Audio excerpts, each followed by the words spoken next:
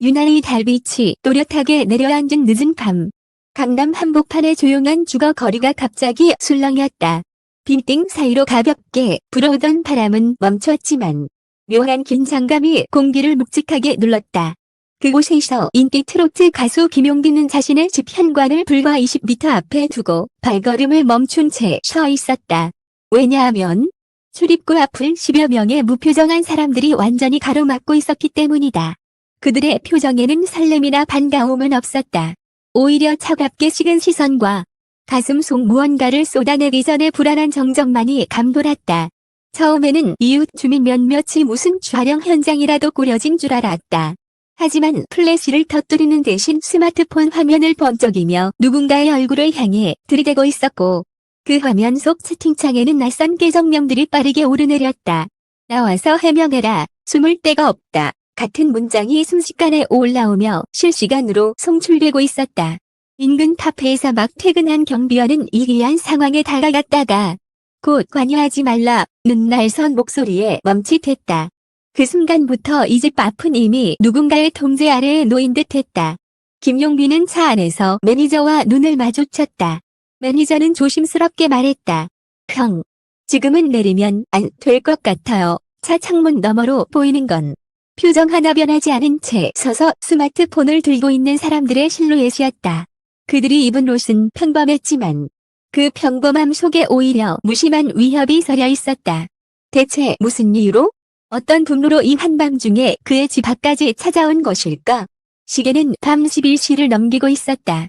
매니저는 소속사 경호팀에 연락을 시도했지만 현장에 도착하려면 최소 30분 이상이 걸린다는 답이 돌아왔다. 그 사이 현관 안부리는 점점 불어났다.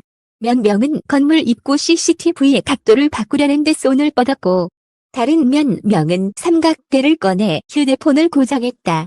주변을 지나던 택시기사 한 명이 이 근처서 이런 광경은 처음 본다며 고개를 저었다. 김용빈의 머릿속에는 지난 겨울 팬들과 함께한 전국 투어의 기억이 스쳐갔다. 무대 위에서 반짝이 조명을 받으며 부르던 발라드. 그리고 노래 끝난 뒤 객석에서 올라오던 따뜻한 박수 소리. 그런데 지금 같은 사람이라고는 믿기 어려운 차가운 시선들이 그를 막아서고 있었다. 그는 자신이 왜 이 상황에 갇히게 되었는지 이해할 수 없었다. 단지 음악을 했을 뿐인데 그 음악이 어떤 이들에겐 혐오와 공격의 이유가 되는 현실이 참담하게 다가왔다. 자정이 지나자 상황은 더욱 고조됐다.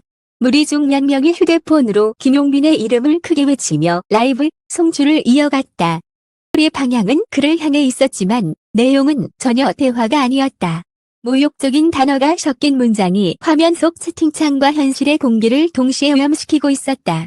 차 안에서 그 소리를 듣는 건 차가운 바늘로 피부를 찌르는 것과 같았다. 옆자리에 있던 매니저는 가만히 창문을 올리고 차 내부 조명을 꺼버렸다. 그 작은 어둠 속에서 두 사람은 숨소리를 죽였다. 새벽 1시 현장에 경찰이 도착했다. 그러나 현행법상 단순히 건물 앞에 서 있는 것만으로는 강제 해산을 명령하기 어려웠다. 몇몇 경찰관이 신분을 확인하고 이동을 권유했지만 일부는 공공장소에 서서 있는 게 죄냐며 반발했다. 물리적 충돌은 없었으나 심리적 압박은 여전히 그 자리를 짓누르고 있었다. 김용빈은 차 안에서 그 모든 과정을 지켜봐야 했다. 그가 내릴 수 없는 이유는 단 하나였다. 그 무리의 시선이, 표정이, 그리고 들리지 않는 숨소리가 모두 위협처럼 느껴졌기 때문이다. 이 장면이 온라인에 퍼지는 데는 오래 걸리지 않았다. 근처 건물 옥상에서 촬영한 듯한 영상이 SNS에 올라왔고 한밤중 가수 집합 퇴치라는 자극적인 제목이 붙었다. 조회수는 불과 3시간 만에 100만을 넘겼고 댓글창은 순식간에 뜨겁게 달아올랐다. 이건 사생팬보다 더 심각하다는 의견과 무슨 잘못을 했길래 저러나는 반응이 엇갈렸다. 그러나 한 가지 분명한 건 이 장면이 보는 사람들에게 불편한 충격을 준다는 점이었다. 사건이 알려지자 가장 먼저 움직인 건 그의 공식 팬클럽 빈스테이지였다.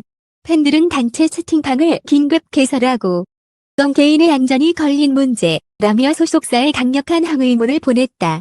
항의문에는 우리는 김용빈의 목소리를 사랑하지만 그 목소리를 지키기 위해선 먼저 그의 일상을 지켜야 한다는 문장이 굵게 쓰여 있었다.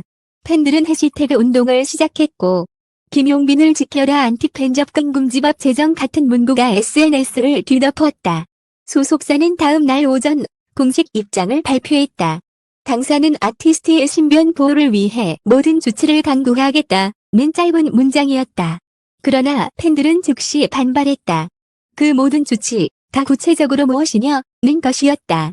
일부 팬은 직접 경찰서와 국회 국민청원 게시판에 사건 내용을 올리고 연예인 거주지 접근 금지 법안을 요구하기 시작했다. 여론은 빠르게 확산됐다. 문화평론가들은 이번 사건을 두고 팬과 안티의 경계는 이제 단순한 호감과 비호감이 아니라 물리적 거리로 측정되는 시대라고 분석했다. 한범죄 심리 전문가는 물리적 폭행보다 심리적 압박과 디지털 노출이 장기적으로 더 깊은 상처를 남긴다고 경고했다. 일본과 미국에서 이미 시행 중인 연예인 스토킹 처벌법과 비교하며 한국의 제도적 공백을 지적하는 칼럼도 이어졌다. 사건 이틀 뒤 김용빈은 팬카페에 글을 올렸다. 무대 위에선 떨지 않는데 그날 새벽은 심장이 저절로 떨렸습니다. 하지만 여러분이 지켜준다면 저는 더 빨리 돌아올 수 있습니다. 그 짧은 문장에 수천 개의 댓글이 달렸다. 끝까지 지키겠다는 다짐과 당신의 노래는 우리의 하루를 지키는 힘이라는 응원의 말이 줄을 이었다. 이후 김용빈은 팬들과 함께 새로운 프로젝트를 준비했다. 이름하여 비공개 메타버스 버스킹. 장소와 시간은 비밀리에 공지되고 참여 조건은 개인정보 보호 캠페인 서명 참여였다. 수익금은 전액 디지털 범죄 피해자 지원 단체에 기부하기로 했다. 그는 이번 무대는 노래뿐 아니라 우리의 안전한 공간을 함께 만드는 자리라고 말했다. 팬들은 환호했고 그 환호 속에는 단순한 음악적 기대를 넘어 서로를 지켜내겠다는 결의가 담겨 있었다. 그날 새벽 그는 결국 집 안으로 들어가지 못한 채 첫 기차가 다니는 시간까지 차 안에서 버텼다. 그러나 그 시간이 헛된 것은 아니었다. 팬들은 더 단단해졌고 소속사는 움직였으며 사회는 한 번 더 경계와 존중의 가치를 논의하게 됐다. 이번 사건은 단순한 해프닝이 아니라 한 가수가 자신의 집 앞에서 새벽을 맞으며 세상에 던진 묵직한 질문이었다. 우리는 누군가의 삶을 함부로 구경할 권리가 있는가? 그 질문은 여전히 공기 속에 남아 우리 모두의 대답을 기다리고 있다.